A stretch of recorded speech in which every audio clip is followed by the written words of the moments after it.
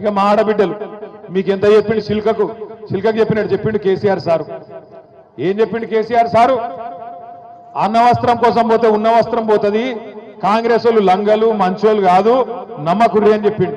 కాంగ్రెస్ వాళ్ళు ఏమో మీకు మంచిగా అందమైన కబుర్లు చెప్పి ఏమన్నారు? నెలకు 2500 పడతాయన్నారు. పడ్డాయా లేదా?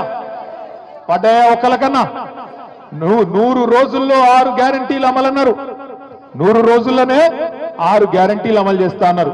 మరి మీ ఒక్కొక్కరికి ఎంత బాకీ ఉన్నాడు ఎరికైనా రేవంత్ రెడ్డి? ఒక్కొక్కలకు ఒక్కొక్క ఆడబిడ్డకు ఈ రాష్ట్రంలో ఉండే 1,67,00,000 మంది ఆడబిడ్డలకు రేవంత్ రెడ్డి గారు ఈ ఒక్క సంవత్సరంలోనే 30,000 రూపాయలు బాకున్నాడు. నెలకు 2,500 చొప్పున సంవత్సరానికి 30,000 రూపాయలు బాకున్నాడు. సో కాంగ్రెస్ వాడు మీ ఓటు వచ్చినందుకు అడిగితే ఏం చెప్పాలి? ఆడ 30,000 పెట్టుకోడుక ఆ తర్వాత మాట్లాడతా అని చెప్పి ఎలగొట్టాలి. ఏం చెప్పాలి? ఎంత బాకీ? ఒక ఆడబిడ్డలు చెప్పాలి ఎంత బాకీ ఉన్నాడు.